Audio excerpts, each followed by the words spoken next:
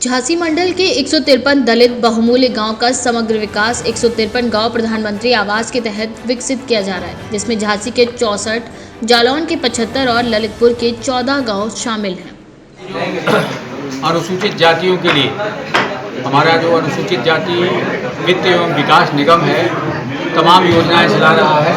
पंडित दीनदयाल उपाध्याय स्वरोजगार योजना के माध्यम से, दुकान निर्माण योजना के माध्यम से, टेलरिंग शॉप योजना के माध्यम से हम अनुसूचित जाति के जो हाशिए के लोग हैं, जो बीपीएल के लोग हैं, उनको हम अनुदान दे रहे हैं, उनका वित्त पोषण कर रहे हैं। और आज हमने यहाँ पर 140 लोगों को सिलाई मशीन देने के लिए चयनित किया है, जिसमें 35 लाभार्थी हमारे आए हुए हैं। उनको हम अधिकार पत्र बांटेंगे और ये मशीनें बांटेंगे।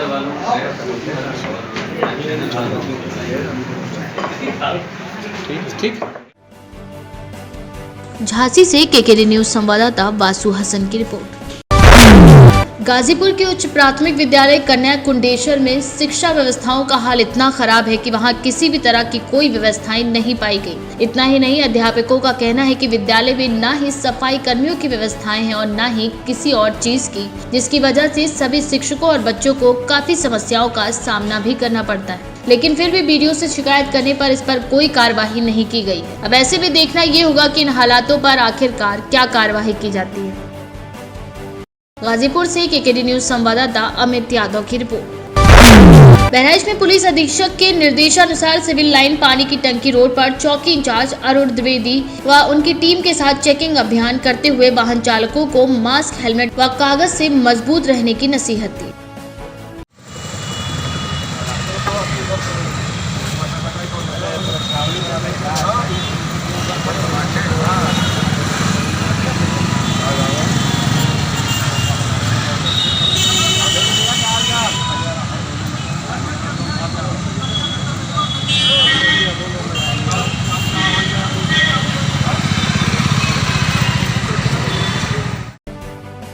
बहराइच से केकेडी न्यूज संवाददाता जियाउद्दीन की रिपोर्ट। झांसी के जिला अध्यक्ष श्याम बाबू दीक्षित को पार्टी ने उत्तर प्रदेश का महासचिव नियुक्त किया है, क्योंकि दीक्षित बुंदेलखंड में पार्टी को विकसित करने में सफल रहे हैं और उनसे उम्मीद है कि इसी तरह पूरे उत्तर प्रदेश में पार्टी को मजबूत बनाया जाए। पार्टी में मौजूद राष्ट्रीय अध्यक्ष के अलावा राष्ट्रीय कोषाध्यक्ष जायसवाल, जिला अध्यक्ष महिला प्रकोष्ठ पूनम सिंह, पंचायत सदस्य प्रत्याशी रजनी दीक्षित, जिला महासचिव महिला प्रकोष्ठ रीता कुशवाहा के साथ कई लोग मौजूद रहे। 80 प्रत्याशी लगाना चाहते हैं प्रदेश में जितने ज़्यादा से ज़्यादा हमारे पूरे में लड़ाना चाहते हैं, पूरी सीटों पे। हमारा ये है, जनपद में पदाधिकारी कितने हैं आपके? हम मैं बता रहा हूँ, पूरे जनपद में आपका बिलों को सब इस से लगा करके हमारे 600 पदाधिकारी, 600 कार्यकर्ता तो बहुत होंगे। कार्यकर्ता बहुत। तीसरा वो प्रत्याशी है रजनी दीक्षित, क्या है ये? प्रत्याशी जिला पंचायत सदस्य सिमरदा क्षेत्र, हमारी पार्टी से तीसरा प्रत्याशी है रजनी दीक्षित, क्या है ये? प्रत्याशी जिला पंचायत सदस्य सिमरदा क्षेत्र, हमारी पार्टी से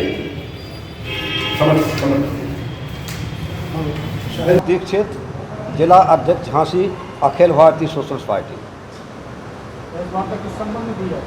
हमारे माननीय राष्ट्रीय अध्यक्ष महोदय श्री हरिनारायण मिश्र झांसी पधारे हुए हैं और प्रेस वार्ता जो अभी महोदय जी ने बताया है, सामान्य वर्ग की सुरक्षा के लिए सामान्य वर्ग आयोग का गठन और साथ में मेरे किसान और गरीब मजदूर और सभी समाज के लोगों का भला करके संगठित चल करके हम लोगों का मुख्य मुद्दा है।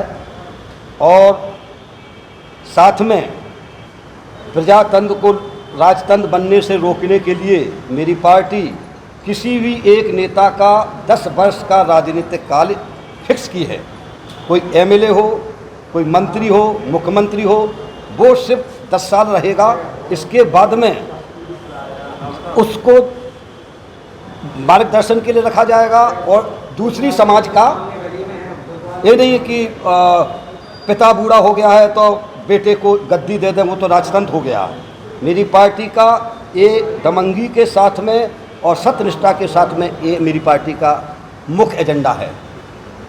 अखिल भारतीय सोशलिस्ट पार्टी अभी नए रूप में समाज में और देश में काम शुरू की है, उसके बारे में जानकारी देने के लिए मैं उन्हें पत्रकार वार्ता आयोजित की। और दूसरा एजेंडा, हमको कल ललितपुर पहुंचना है विष्णु तिवारी के घर पर, तो फर्स्ट हैंड जानकारी और कायदे से लेंगे कि क्या क्या समाज में पूरे देश में इस तरह की घटनाएं जो हो रही हैं और जिन लोगों को 20-20 साल निरपराध जेल में बंद किया जा रहा है, ऐसे कानून को रखने का औचित्य देश में है कि नहीं है, इसकी भी हम लोग समीक्षा करेंगे। इन मुद्दों को लेकर आपकी पार्टी चुनाव लड़ेगी? हमारी पार्टी सामान्य वर्ग को उचित सम्मान और जाति सूचक गाली को संज्ञेय अपराध का कानून के दायरे में लाने को लेकर के चुनाव लड़ेगी। सामान्य वर्ग आयोग बने, सामान्य वर्ग सुरक्षा कानून बने, ये हमारा सामाजिक न्याय का प्रमुख मुद्दा रहेगा। और इस समय जो देश की परिस्थिति है वो तमाम बातों के साथ सामाजिक न्याय की ओर वर्तमान सरकार या वर्तमान राजनीतिक दल इस पर ध्यान कम दे रहे हैं और अपने अपने अनुसार से ही सामाजिक न्याय की बात कर रहे हैं। उस न्याय को में सामान्य वर्ग उपेक्षा का शिकार हो रहा है और उसी का नतीजा है विष्णु तिवारी जैसे नतीजे सामने आ रहे हैं। उसी के खिलाफ हमको जनता के समर्थन लेना है और अपनी बात फैला दी है। झांसी से केकेडी न्यूज संवाददाता मुश्ताक अली की रिपोर्ट। इंदौर के महू में फर्जी तरीके से एक ही प्लॉट को 2 लोगों को बेचने का मामला सामने आया है। दरअसल पूरा मामला नोवा क्लासिक कॉलोनी का है, जहां पर 50 वर्षीय महिला का प्लॉट स्थित था, जिसको बेचने के लिए महिला ने ब्रोकर धीरज वाघवानी से संपर्क किया था, जिसने एक्सिस बैंक के मैनेजर शाखा विजयनगर इंदौर से मिलकर उस प्लॉट की रजिस्ट्री किए बिना फर्जी तरीके से दस्तावेज तैयार कर उस पर लोन पास करवा लिया और उस पर निर्माण कार्य शुरू करवा दिया। जिसके बाद पीड़ित महिला अपनी पीड़ा सुनाने SDM के सामने पहुंची, जिन्होंने कार्यवाही कर पीड़ित महिला को न्याय दिलाने की बात कही है। मैंने और मेरी मदर ने नोवा क्लासिक में प्लॉट खरीदा था।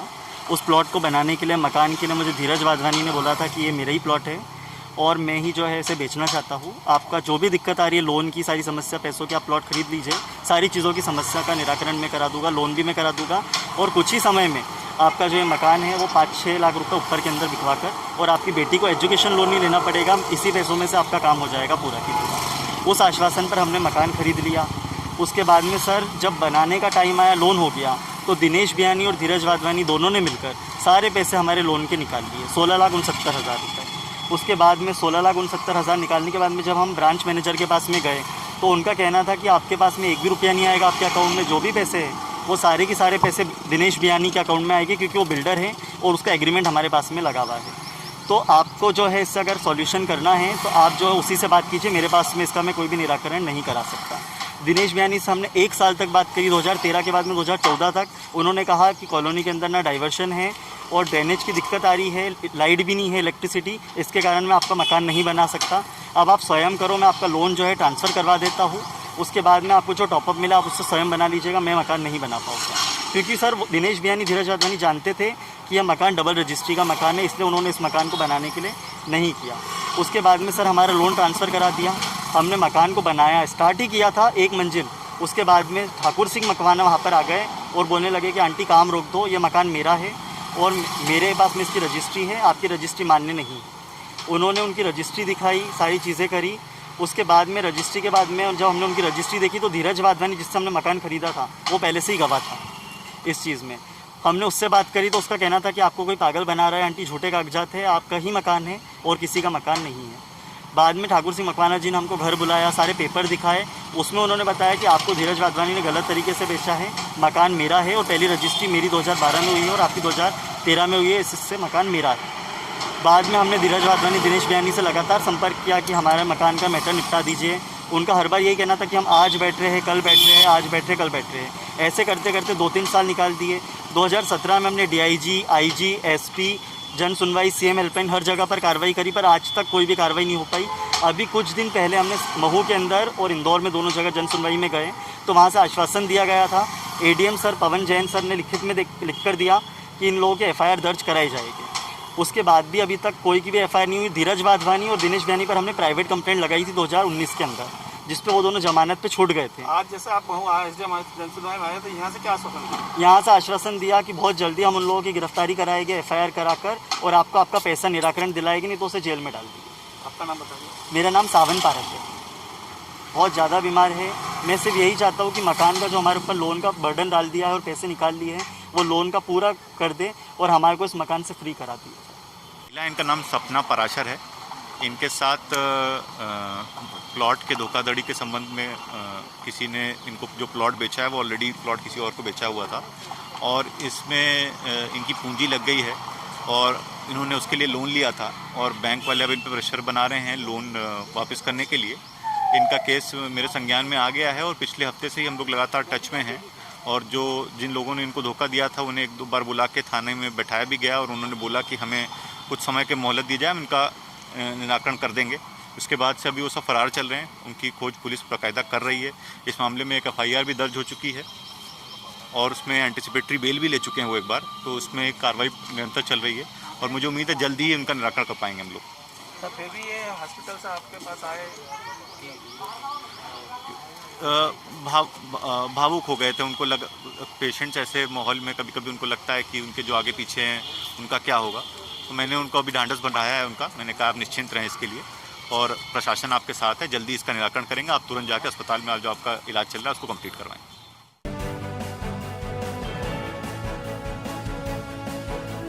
इंदौर के महू से KKD न्यूज संवाददाता संजय वर्मा की रिपोर्ट। बांदा में 21 साल के एक युवक ने फांसी लगाकर आत्महत्या कर ली है। मिली जानकारी के अनुसार मृत युवक के घरवाले जब खेतों पर काम करने के लिए गए हुए थे, उसी बीच उसने अज्ञात कारणों के चलते मौत को आखिरकार गले लगा लिया। क्या नाम है आपका? राम भरोसा। कहाँ रहते हैं? मटौन। अच्छा, मृतक कौन है आपका? है लड़का है। क्या नाम है? संदीप। कितनी उम्र है? 21 साल। क्या करता था ये? हाँ, स्क्रीन बेचता था बर्फ। क्या हुआ था, पूरी घटना बताओगे? अब हम लोग थे नहीं, वो अपने बेचने चला गया, हम लोग चले गए काटने अपना। अच्छा, फिर आपको कैसी जानकारी मिली? शाम को जब घर आए तब हमें जानकारी मिली। कहाँ पे फांसी लगाया था? हैं? कहाँ फांसी लगाया था? उस मकान के अंदर लगाया वो। कैसे? साड़ी से।